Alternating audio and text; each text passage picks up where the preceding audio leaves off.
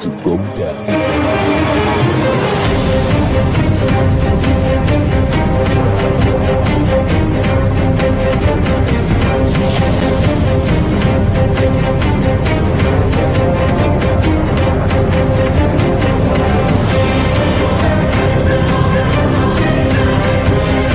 It's lovely pass, and there he turns cleverly. Can he find a finish? Oh, he can! Skilled by Joshua, and a return right hand. Good counter right. Bullen is hurt. Second right hand. That clipped him as well. Now he goes in for the kill. Well, Ricciardo is inching into the lead, and Ricciardo that win the Italian Grand Prix! Iguodala running the floor. Still leading the way with Canada in there too, with the Netherlands.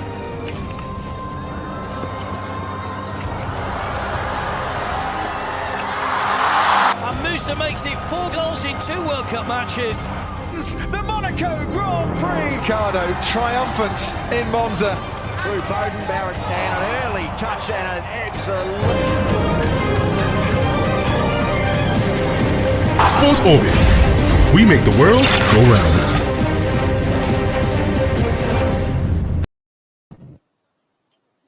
Hello and welcome to Friday's episode of Sports Orbit, coming to you from the Leadership Podcast Studio. My name is Afa, your host, and as usual, Salifu Usman is also here with me. Salifu, welcome to the last episode for the week. Yeah, thank God it's Friday. Yeah. Thank you. Good to be here again. Wrap up the week. Yeah. All right, on this episode of Sport Orbit, there's so much we have in store for you. The quarterfinals will finally begin tomorrow, and yesterday on this show, we told you that the NFF and the Ministry of Sports we're supposed to hold. They actually had a meeting to review the performance of the Eagles, and we are getting feelers from what transpired in that meeting.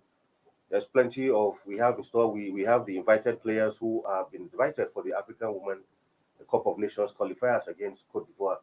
That and so much more we'll bring to you in the course of this show. First, we'll begin with the story coming from the meeting that went down between the Ministry of Sports and the NFF yesterday in order to review the performance of the Eagles at the AFCON in Cameroon.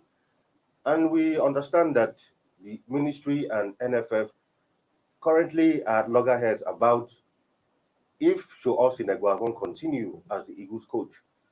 Reports say that the minister is in favor of Osegwon continuing as the substantive coach, but the NFF, led by Amaju Pinnick, is still insisting that Pesero should take over the job. Salifu, yesterday we talked about this meeting, and instead of having a proper review, now there's a disagreement.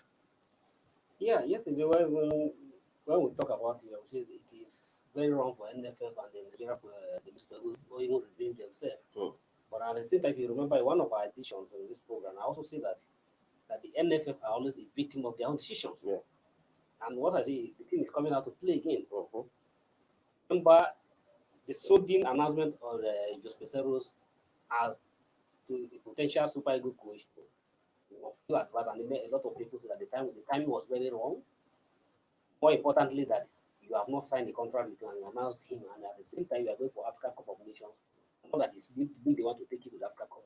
Why not wait to allow the tournament end? After the tournament cannot decide. Now it's beginning to come into hot time. Since I also have even the NFF and the ministers and then the leadership of NFF are battling about who should be in the control or who should decide who should be in the next school. Even the Peseros, the Portuguese statistician, is also losing patience. Because from what I read, that even him, his representative, he are bitterly complaining about the delaying tactic by the Nigerian Football Federation. But the person was to be in Cameroon, asked observers to call at it being penciled down to take over the Super Eagles, and then after the African Cup of Nations, and more importantly that they have a very crucial World Cup for now. So he was to be in Cameroon to watch the team playing.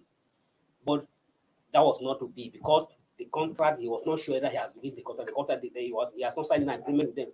So being as smart as who he be, he refused to come, he refused to turn up for the Cameroon to win the match. And at the same time, he represented why they were in Cameroon. He tried to push the NFF, tried to push the international organization to ensure that the contract gets signed. More importantly, when Nigeria started clamoring that okay, the team is doing well, there's no even need for him for him to come in, and that announcing him in the first was even wrong. So his agent and his was trying to push NFF to sign the contract to commit the NFF to it, but the leadership of NFF were delaying about it. And from that now, we read that even the coach is losing half patience, that he's not too sure that the NFF are not sure about the whole thing. So, but the whole thing is that in as much as the time we are now is very, very, very wrong. We are talking of today's 28. So we are talking of March in just a month. March is just we not see it. The time so it's better for the Nigerian Football Federation and the ministry to settle down at this moment and agree. If the decision is part of remember that it's part of those things that always affect the coach. If they are to settle for Babo, let him be known now, and so that he can focus on the game plan and plan towards the match. Not him having a divided mind either to be or not to be. And if they are not going to settle with him, if the person is going to come in, they should allow the person to come in and let him have the joy and let him start concentrating on the match. Because the match against Ghana is a very crucial match and very, very important match for the Super Eagles. Because Nigerians having lost from Africa Cup of Nations at the time the tournament, we believe that we should be progressed to the final and crash out at the second round and losing, and if God forbid we're losing now to qualify for the World Cup again, we can't bear the two disappointment at the same time. So definitely those are managing our football, the ministry, instead of them to fight over the issues or to quarrel over the issue or who to have one to show shoulders, I advise that they should calm their nerves and cool down and look into the paper, look it very well, look it critically. Which one is best for the country? Exactly. Well, I mean, at this point in time, I mean, this division or disagreement at this point in time will not augur well for Nigerian football. Like you rightly said, if we are sticking with Eguavon, Yes, let's go ahead, give him a proper contract, give him terms and conditions, what you expect him to achieve in the course of his contract. And if you are not, let him continue his role as technical director. If you're bringing someone else, bring him, give him a contract. Look, before we know, match will be here. Yes. And we'll be up against the Black Stars. And before you know, the World Cup will be here. I will still be talking about a coach. And looking at even this meeting they had, I thought at this point, I really don't know how the NFF reasons. I wonder why they are insistent on a foreign coach, where clearly Nigerians have seen that if you give Eguavon time, give him the proper working tools, he can take this team far. Why is the NFF insisting over this Pesero guy? And at the same time, if you feel Egbabo is not the right, because just like you say, and just like many Nigerians are able to say, yes, what has happened at this African Cup of Nations is clear that Africa entirely has begun to look inward. Exactly. Because out of the 28 teams that went there, 15 are African coaches. In the past, it was very, very difficult. In the past, it's always very difficult to see an African coach coaching an African tournament. But out of 24 teams, 15 of the coaches are African coaches. It's that the African teams are now looking inward, looking at their own. Exactly. And at the same time, you're looking at your also, even those that came within the foreign coach, they have not performed anything better than the African coaches who are at the African Cup of Nations.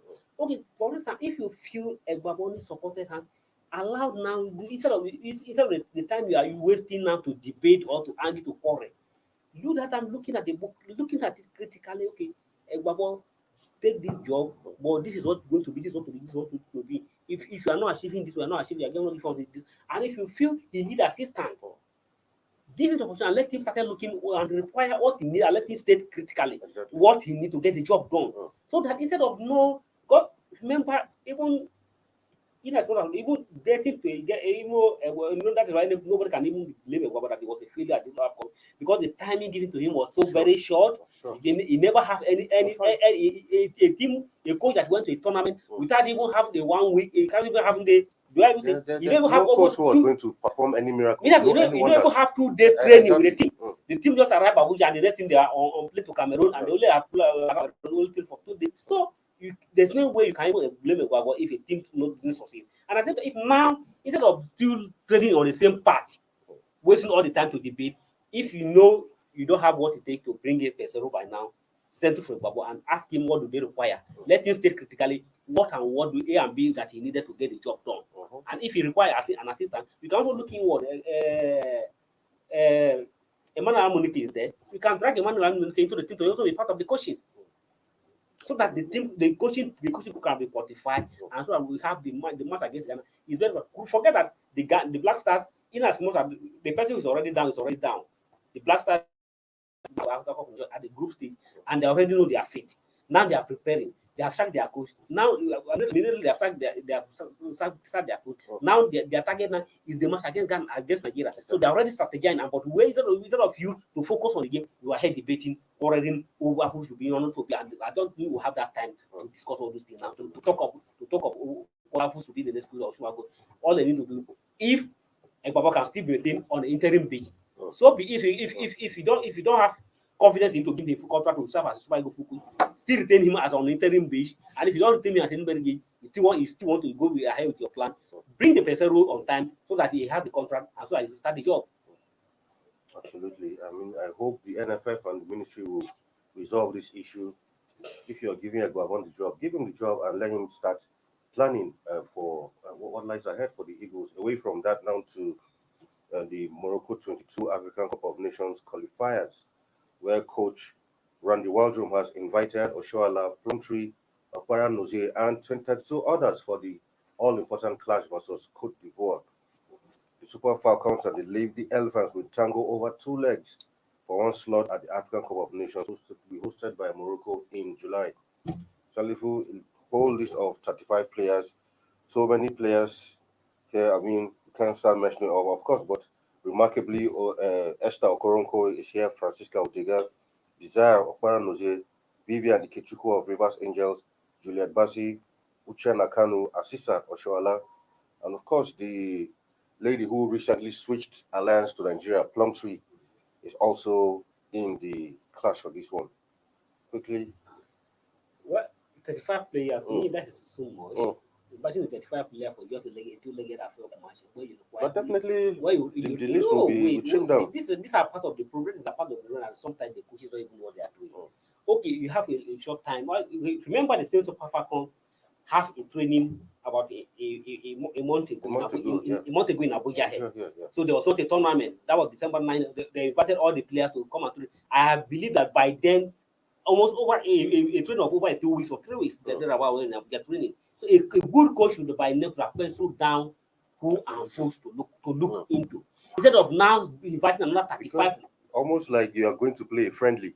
You know, with this large squad you're carrying, you should know who and who you want to prosecute these games. After having that 3 week or 2 week training to give you a clue and who and who to play. You are not a new coach on this job. You should have known instead of inviting another round or crowd of 35. It's that I now want to select from the 35, where ordinarily you need only 24 players or maximum of 18 players. You're just going for a two-legged affair, 18 players to play the match.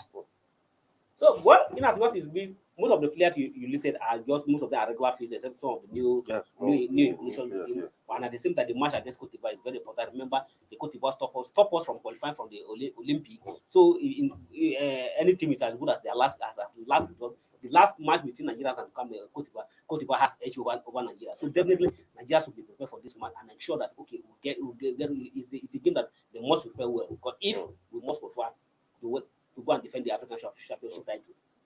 I think what I'm really happy about in this list is that there are a couple of home base stars there. So I think this is a nice one. I hope the Super Eagles too take a lead from this one, where we invite players to camp and you hardly see any MPFL player. And then we still have so much in store for you. Of course, Heartland is in the news. We also have MPFL's fixtures for the weekend. Of course, the AFCON qualifiers, quarterfinals will begin tomorrow. That and so much more we'll give to you when we come back from this break. Don't go nowhere.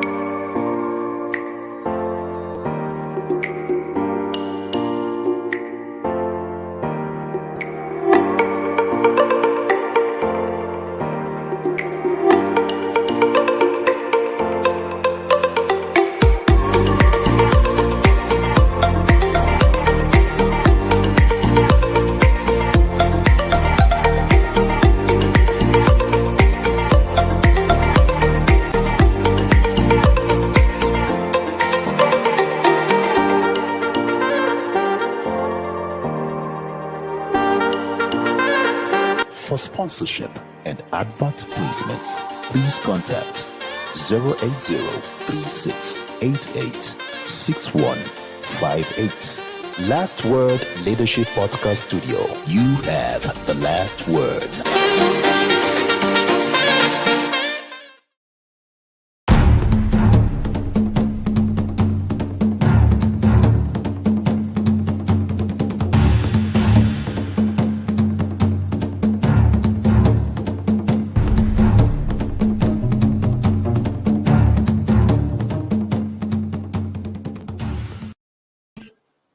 Welcome back from that short break, and you're still on to Sports Orbit, reaching you from the Leadership Podcast Studio.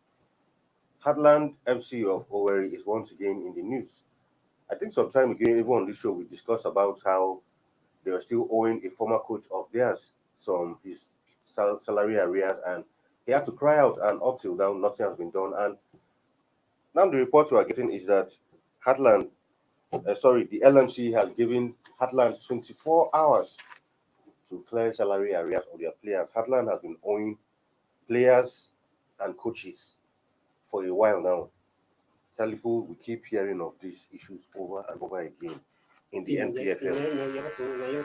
Exactly.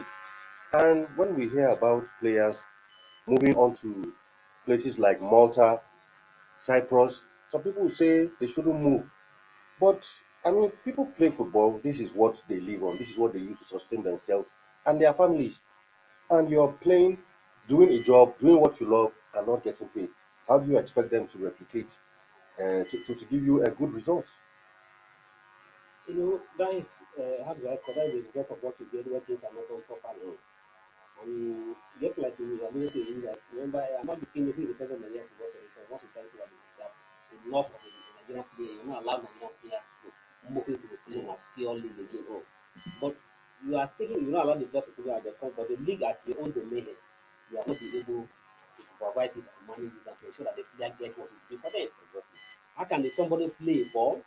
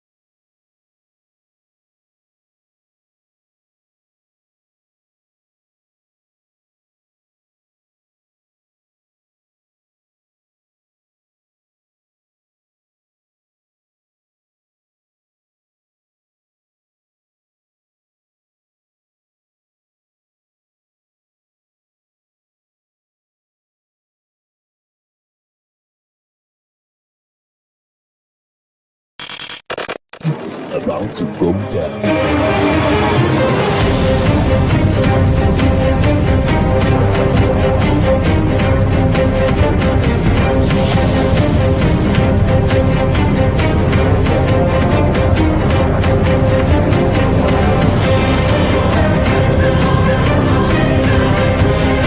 It's lovely pass, and there he turns cleverly. Can he find a finish? Oh, he can! Some skills by Joshua, and a return right hand. Good counter right. Bullen is hurt. Second right hand. That clipped him as well. Now he goes in for the kill. Well, Ricciardo is inching into the lead, and Ricciardo will win the Italian Grand Prix. Iguodala running the floor.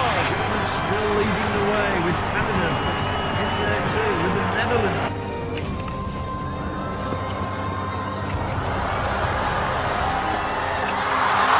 And Musa makes it 4 goals in 2 World Cup matches. The Monaco Grand Prix. Ricciardo triumphant in Monza. Through Bowden, Barrett, and an early touch and an excellent. Sports Orbit. We make the world go round.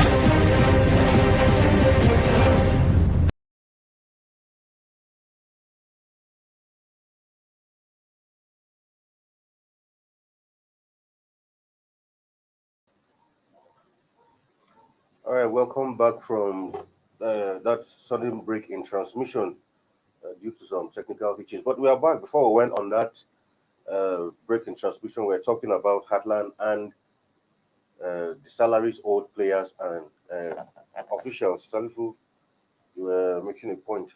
Yeah, what I was trying to say is that the way things are running in Nigeria is one contrarily on the opposite side of what somebody in other client. How can somebody work for you just like a labor, just like at the same time, the same thing that is happening in the entire Nigeria, like institutional failure. When in the private sector somebody work for you, you are owing the person's salary. If you go to the state at the state level, state government are always equal servant backlog of salary. So the same thing. Those clubs are being managed by the state, are also being owned by the state government. They have also taken that into the club level. When players are played for 18 months, they're talking about 1 year and a half without paying such a person his salary. And at the same time, NFF is just a two-way bulldog that you never buy. Okay, the ultimatum they give, I bet nothing will happen. I bet what I'm telling you, I bet NFF, NPFF, the league management LLC will not do anything. I bet you get back to see, because for instance they have given ultimatum short several times, but nothing has come out of it. But if they have been firm with their rule, it have been served as a deterrent for many clubs. No big club that find one thing about this issue. You only find NFF take NPFL and with their NFF, LMC and NFF taking decisions when they are not in good times with a particular club. If not, the ultimatum they go will expire tonight by 12 p.m. this night. That's before 24 hours are elapsed. Then let's wait until to see what they will do tomorrow. If not, how can a club that is owing the salary before the start of this? Why should we even research such a club to play in the new season when they are owing a player if they are serious? A club. This is just week 9. We are approaching the week 9 by this weekend. So that means, and they are owing the backlog of salary over 18 months. So that means for last season they have not even paid those players, and you research such a club to play in the new season. Really sad situation. Still, and at the same time, let me just, the governor of Imo State, Hope Uzodinma, I think he should live up to his name. So a person who answers hope to be able to give hope to people, not to dissatisfy those, because imagine those players are his own children. Will he have done that to them? So he should live by his name as a whole and give this player hope. Right, away from that and still onto the MPFL, where Remo Stars head coach Bengal Humbote has said it is too early to start talking about the MPFL title. Recall that Remo Stars have had a fantastic run so far since this season began, and a lot of fans are beginning to look at tip Remo Stars to actually end up with the title at the end of the season. But Coach Ogumbote has said this is too early to talk about the title. For now, they are focused on playing their remaining matches. At the end of the season, we'll see what happens. But Salifu, we all know that Remo has so far had a very fantastic run. Clearly, they've surprised so many people. They've surprised me. I never knew Remo Stars will come in to gain promotion to the MPFL and have this kind of it's actually a fairy tale run. This is week 9, and they are still, Just 8 matches. still blasting on, still blasting on all cylinders, and it's looking like at come the end of this season, Remo Stars might just be running away with the title. But them is going to be a very tough task. I don't. Remo Star they will end the season well, but I don't see them winning the title. Why? What makes you think Remo Stars are not capable of winning the title? No, I'm not. All of this. Sorry, No, if you say you don't see them winning, it means they don't have what it takes to win the MPFL. Yes, I'm not saying they are not capable, but I don't see them winning the title because at the same time, yes, they have started well, and it's a marathon race. Yeah. In the marathon race, no person that started well will end the race. Well. And a perfect example of what will happen at the Africa Cup of Nations. When Super Eagles that was fantastic, firing from us in that Super Eagles at home, while the Tunisian that were struggling from the group stage, and a couple of other clubs who were struggling, they are still in Cameroon. So it's not about who started well that will end. It's about ending well. So, but Remo started fantastic. I commend them coming from the second division to the league for the Premier League and be able to hold their own for almost eight matches without losing a single match. And they have played all the many tough teams in the league and still holding it there. I think they have done well. At the same time, remember, even it's not only Remo that have not lost a match in this season. Even River United are yet to take a defeat. They are also looking like serious challengers. If I'm to even look at, I was even looking on the way of River United, because River United have several times for the last 2 seasons or 4 seasons have almost come close to win the title, and now this season they have been fantastic, winning 5 matches, draw 3, winning 5 matches, draw 3, and currently topping the table with 18 points. And while Remo Star have 17 points, so Remo Star, River United have a better point difference, 1 point ahead of Remo Star. But the good is that two of them are yet to lose a match in this competition. But Remo Star has commended them; they have done so well. And just like I said, I keep to my point. They are going to end the season well, but I don't see them win the league. So and all of this, but that should not. They should keep on the momentum and keep on maintaining their winning streak. All right, still on the MPFL, where we have a lot of interesting matches coming up this weekend, and it will interest you to know. I think Remo Stars are playing Rivers United this weekend. So this will go a long way to actually, yes, right there you can see these features. Remo Stars will be hosting Rivers United. This is maybe will one of them finally taste defeat? Will they share the points? We don't know. But during the weekend, Eyimba will be at home to Katsina United. Heartland FC, who we'll just talk about. I hope the salaries being owed them will not spoil the party for them as Kano Pillars. There's no how you pretend to be exactly with an empty stomach. We will see Niger Tornadoes will be up against champions Aqua United. Sunshine Stars will host Lobby Stars. Dakada FC versus Enugu Rangers. Kwara United versus Gombe United. MFM versus Shooting Stars. That's a Southwest derby. Plateau United, Abia Warriors.